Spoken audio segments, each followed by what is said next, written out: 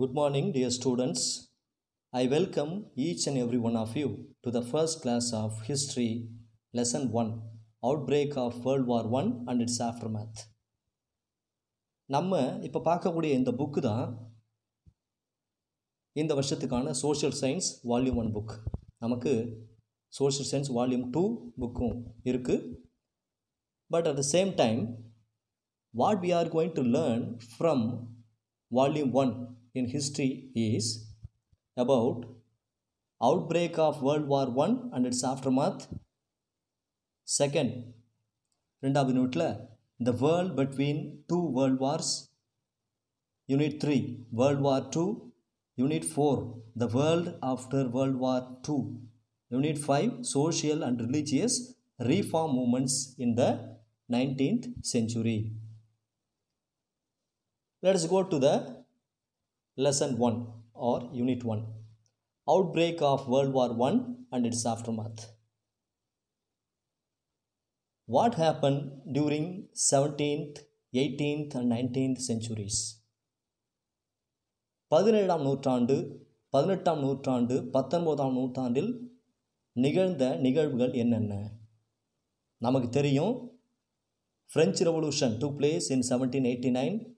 American War of Independence took place from 1765 to 1783.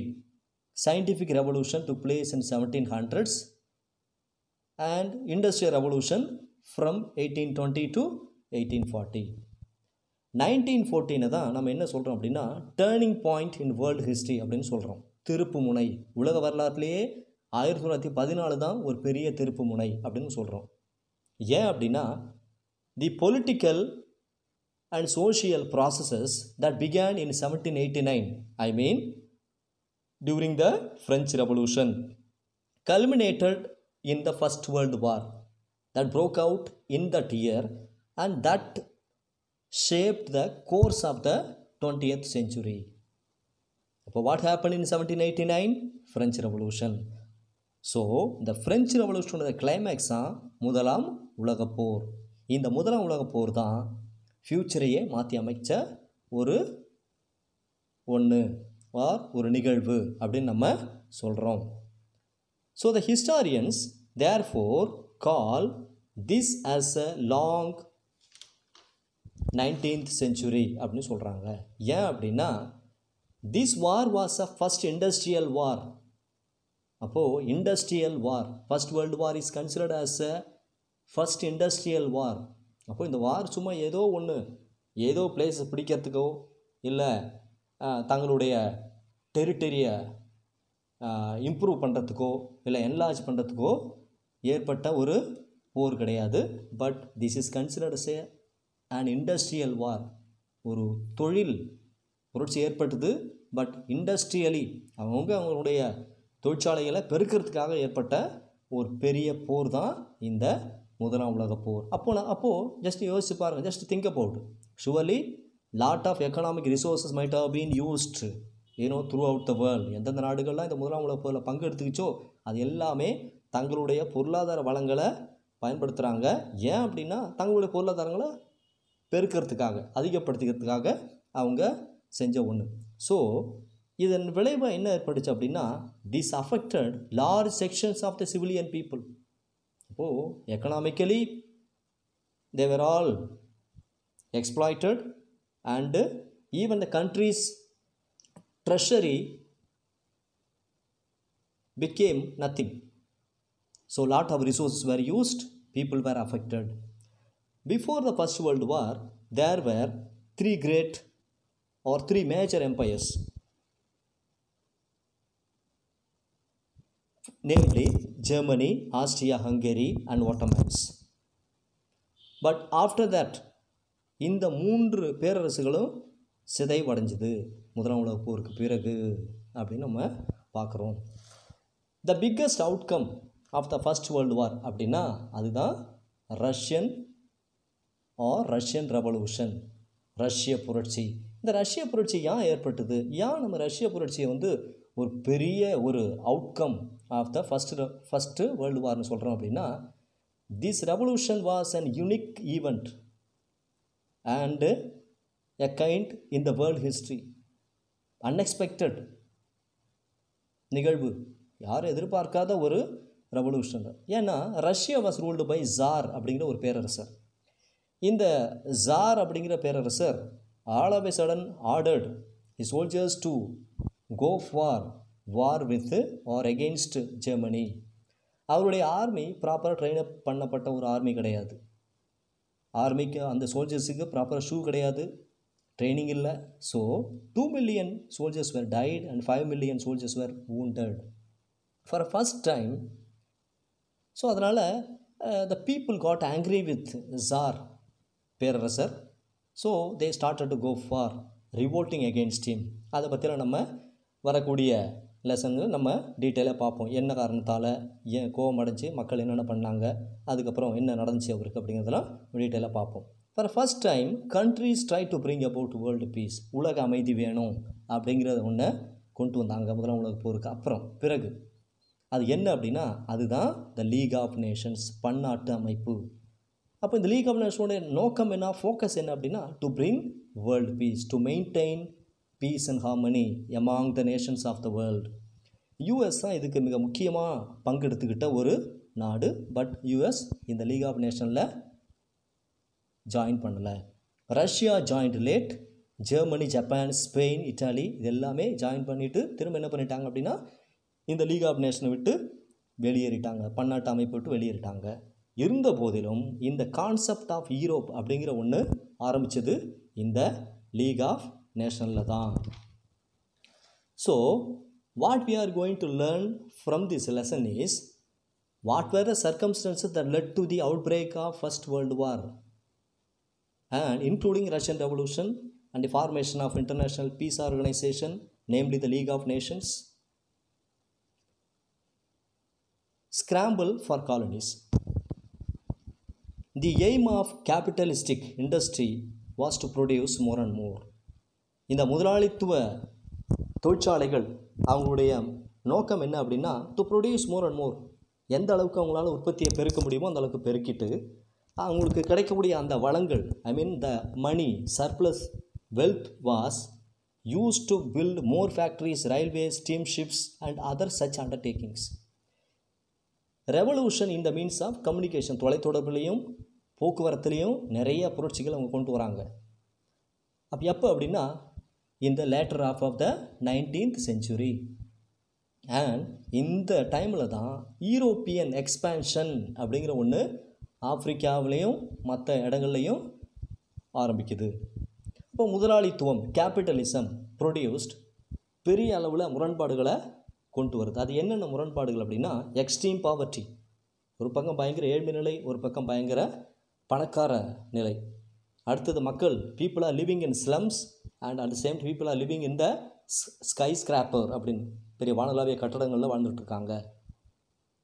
A striking feature of the 19th century அப்படின்னா அது Europe emerged as a dominant power while Asia and Africa were colonized and exploited by the European countries. அப்போ நம்ம இங்கே பார்க்குறோம் இந்த 19ஆம் நூற்றாண்டில் ஐரோப்பா தான் ஒரு பெரிய ஆதிக்கம் நிறைந்த ஒரு பெரிய நாடாக மாறுது. ஐரோப்பாவில் இருந்த நாடுகள் எல்லாமே. ஆனால் அந்த டைமில் ஆசியாவில் இருந்த நாடுகள், ஆப்பிரிக்காவில் இருந்த நாடுகள் எல்லாமே ஐரோப்பாவில் இருந்த நாடுகளால் காலனைஸ் பண்ணப்பட்ட நாடுகள். So within Europe England emerged or got a preeminent position. என்ன அப்படின்னா வேர்ல்டு லீடர் ஆஃப் கேபிட்டலிசம். அப்போது ஒரு லீடராக முதலாளித்துவத்தில் ஒரு பெரிய லீடராக ஐரோப்பிய நாடுகளிடையே இங்கிலாந்து வந்து ஒரு தலைவராக உருவெடுக்குது. And race around the world. அப்போ they are going for a kind of competition around the world. எதுக்காக அப்படின்னா ஃபார் எக்ஸ்ப்ளாய்டேஷன். எதுக்குன்னா to get the raw materials. Next நம்ம பார்க்கக்கூடிய என்ன அப்படின்னா the rise of monopoly capitalism. After 1870 the alliance of industry and finance seeking profits in markets for goods and capital, which was an essential characteristic of imperialism, became evident in the latter half of the 19th century அப்படிங்கிறது. ஒரு 20 to 30 years back if you take the example of India, we had just only BSNL. இப்போ பிஎஸ்என்எல் மட்டும் தான் இருந்துச்சு network. அப்போது அவங்க fix பண்ணுறது தான் ரேட்டு, யாரும் எதையும் கேட்க முடியாது, one rate, and there is no proper customer service, எதுவுமே கிடையாது. அதுதான் மொனாபொலி கேபிட்டலிசம் அப்படிங்கிறது. So what is monopoly? The old ideas of free trade அப்படிங்கிறது ஒன்று இல்லை. இப்போது இதுக்கு முன்னாடி ஃப்ரீ ட்ரேட் அப்படிங்கிறது இருந்துச்சு. பட் மொனாபொலியில் என்ன நடக்கும் அப்படின்னா, இந்த ஃப்ரீ ட்ரேட் அப்படிங்கிறதெல்லாம் எதுவும் கிடையாது.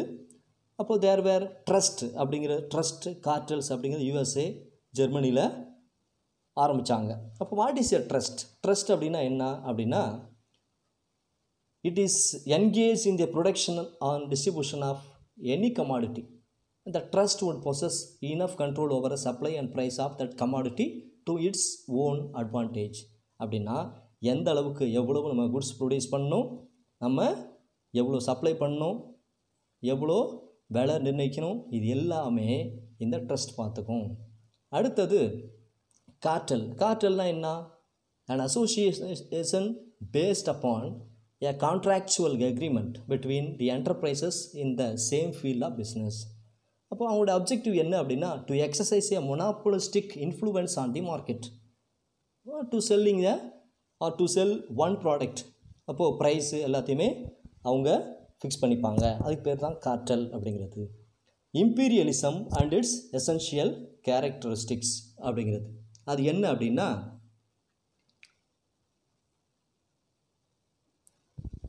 Capitalism inevitably led to imperialism அப்படிங்கிறது.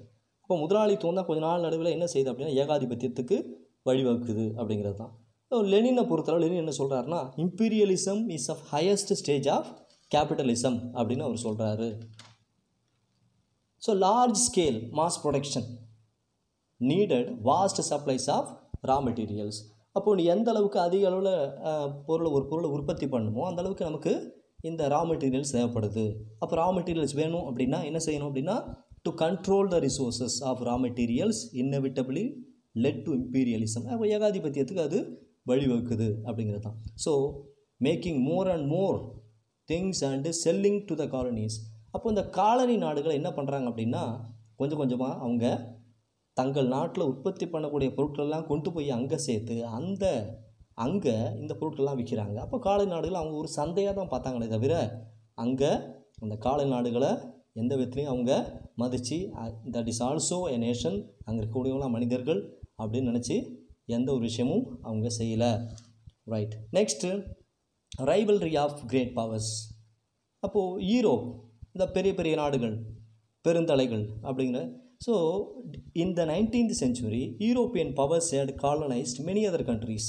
யூரோப்பில் இருந்த சில முக்கியமான நாடுகள் என்ன செய்யுது அப்படின்னா, அவங்க இந்த கச்சா பொருட்கள் ரா மெட்டீரியல் தேடி போகும்போது போய் பார்த்து நிறைய நாடுகளை அவங்களுடைய கண்ட்ரோலுக்கு கொண்டு வராங்க. By 1880 most of the Asian countries had been colonised. So 1880 முடிவில் ஆசியாவில் இருந்த அதிக நாடுகள் இந்த யூரோப்பியன், அப்போது ஐரோப்பாவில் இருந்த நாடுகளால் காலனைஸ் பண்ணப்படுது. ஆனால் ஆஃப்ரிக்கா அந்த அளவுக்கு இல்லை. ஏன் அப்படின்னா, ஆஃப்ரிக்காவை ஆண்ட சில ட்ரைபல் கிங்ஸ், ஸோ அவங்களால அந்த ஆஃப்ரிக்காவை ஆண்ட அரசர்களை எதிர்த்து போராட முடியல. பட் 1881 to 1914 நம்ம பார்க்குறோம், ஆஃப்ரிக்காவும் இந்த ஐரோப்பாவில் இருந்த நாடுகளுடைய கண்ட்ரோல் கீழே வருது. So as there was nowhere else to expand the imperialistic powers, அப்போது என்ன அப்படின்னா, அவங்களால வேறு எந்த பிளேஸும் அவங்களுக்கு இனிமே எந்த நாடுகளையும் இல்லை எங்கேயும் தேடி போய் நம்ம எந்த ஒரு பொருளையும் நம்ம எந்த கச்சா பொருளும் நமக்கு கிடைக்காது, ஸோ இதான் முடிவு, இதான் லாஸ்ட்டு அப்படின்னு அவங்க நினச்ச உடனே அவங்களுக்குள்ளேயே ஃபைட் பண்ண ஆரம்பிக்கிறாங்க. ஏன் அப்படின்னா, எகெயின் நான் சொன்ன மாதிரி இந்த need of raw materials or need of wealth அப்படிங்கிறது தான். So after 1870 England, France, Belgium, Italy and Germany இது எல்லாமே டுகெதராக ஜாயின் பண்ணி என்ன செய்கிறாங்க அப்படின்னா, trying to get more colonies அப்படிங்கிறது தான். Next clashes. அப்போ கிளாஷஸ் அப்படின்னு பார்க்கும்போது நம்ம பார்க்கக்கூடிய டிஸ்பைட் த லீடு இந்த இண்டஸ்ட்ரியல் க்ரோத், இங்கிலாந்து நம்ம ஏற்கனவே சொன்ன மாதிரி England was a leader. What type of leadership? England became leader of capitalism அப்படின்னு நம்ம ஏற்கனவே பார்த்துருக்கோம். But despite the lead in the industrial growth, England என்ன செய்யுது அப்படின்னா அதுக்கு திருப்தி இல்லை. இன்னும் எனக்கு நிறைய டெரிட்டரிஸ் வேணும். I want more raw materials, I want to develop more industries, I want to set up lot of things this and that in my own country அப்படின்னு நினச்சி, so England now goes for a kind of competition with Germany and US. So capture England's markets with cheaper manufactured goods. Therefore, national rivalry led to frequent fights between these great powers in Asia and Africa and within Europe. அப்போ இந்த நாடுகள் தான் என்ன செய்யுது அப்படின்னு பார்க்கும்போது, இந்த ஐரோப்பாவில் இந்த நாடுகள் நம்ம ஏற்கனவே சொன்ன மாதிரி லீடர் ஆஃப் கேபிட்டலிசம் அப்படின்னா அது யூரோப் தான். பட் யூரோப் வந்து தன்னுடைய பொருட்கள், கச்சா பொருட்களுடைய தேவை அதிகரித்ததால் அது ஐரோப்பாவில் இருந்த நாடுகளிடையே ஃபைட் பண்ணிகிட்டு இருக்குது. ஸோ இந்த கிரேட் பவர்ஸ் அப்போது அவங்க என்ன செய்கிறாங்க அப்படின்னா, ஏற்கனவே ஐரோப்பாவில் இருந்த நாடுகள் அவங்களுடைய காலனிகள்லாம் ஆசியாவில் இருக்குது, ஆப்பிரிக்காவில் இருக்குது, ஈவன் சில நேரம் யூரோப்பில் இருக்குது. ஸோ அதனால் அவங்க ஃபைட் பண்ணுறாங்க. நான் ஆசியாவில் இருக்கக்கூடிய இந்த காலனியை என்னோடதே ஆக்கிக்கிட்டா I can get more raw materials அப்படின்னு நினச்சி they just England kept on fighting. Now according to Cecil Rhodes என்ன சொல்கிறார் அப்படின்னா, imperialistic prime minister of South Africa, the world is nearly all parcel. உலகம் என்ன ஆயிடுச்சு, ஆல்மோஸ்ட் எல்லாம் பார்சல் பண்ணி அவர் சிதறுண்டு போயிடுச்சு. நம்ம what is left out is or what there is left of it is being divided up. இன்னும் என்ன மீதி இருக்கோ அதுவும் என்ன ஆகிடும் அப்படின்னா அதுவும் பிரித்தாளப்படும், பிரிக்கப்படும், ஆர் கைப்பற்றப்படும், இல்லை காலனைஸ் பண்ணப்படும் அப்படின்னு அவர் சொல்கிறார். So to think of these stars that you see overhead at night, நைட்டில் நம்ம பார்க்கும் அந்த ஸ்டார்ஸ் மட்டும்தான் நமக்கு என்னது மிச்சம் மீதி இருக்குது. பட் அது நம்மளோட ரீச்சில் இல்லை. So I would annexe the planets. எனக்கு வந்து ஆசை தான் என்ன அப்படின்னா இந்த கோள்களையும் என்னோடய கண்ட்ரோல் கொண்டு வரணும் ஆசை தான். பட் ஐ ஆஃபன் திங்க் அப்படின்னா திங்க் பண்ணுறேன். பட் இருந்தாலும் it makes me sad to see them so clear and yet so far. அதை பார்க்கும்போது ரொம்ப கிளியராக எனக்கு தோணுது பூமியிலேருந்து பார்க்கும்போது. But I am unable to reach அப்படின்னு சொல்கிறாரு. Right. Now so far we learned about Europe. அப்போது முதலாம் உலக போரோட ஏற்படுறதுக்கு காரணமான நாடுகள் அவங்க என்ன செஞ்சாங்க, they went for scrambling for colonies. அதுக்கப்புறம் அவங்களுக்குள்ளே ஃபைட் பண்ணுறாங்க. கேபிட்டலிசம் அப்படிங்கிற ஒரு கான்செப்ட் வருது. அதுக்கப்புறம் ரைஸ் ஆஃப் மொனாப்பொலி கேபிட்டலிசம். மொனாப்பொலினா என்னன்னு பார்த்தோம். அதில் ட்ரஸ்ட் காற்றல் பற்றி படித்தோம். நெக்ஸ்ட்டு இந்த இம்பீரியலிசத்தில் இருக்கக்கூடிய சில முக்கியமான கூறுகள் கேரக்டரிஸ்டிக்ஸ் பற்றி நம்ம படித்தோம். And rivalry of great powers. அப்போது இந்த பெருந்தலைகளுக்குள்ளேயே போட்டி நடந்துச்சு. எதுக்காக அப்படின்னா again for raw materials and they were not satisfied. So திருப்தி இல்லாத ஒரு சுச்சுவேஷனால தான் ஸோ அவங்களுக்குள்ளே fight. So they try to get more and more colonies in Asia and Africa and other places. So இந்த பிக் பவர்ஸ் ஃபைட்டிங். ஸோ இந்த fight தான் அவங்களுக்குள்ளே அவங்க வச்சிருந்த நிறைய காலனிகளை எல்லாமே அவங்களுக்குள்ளே பிரித்து எடுத்துக்கிட்டு அவங்க ஃபைட் பண்ண ஆரம்பிக்கிறாங்க. So this is what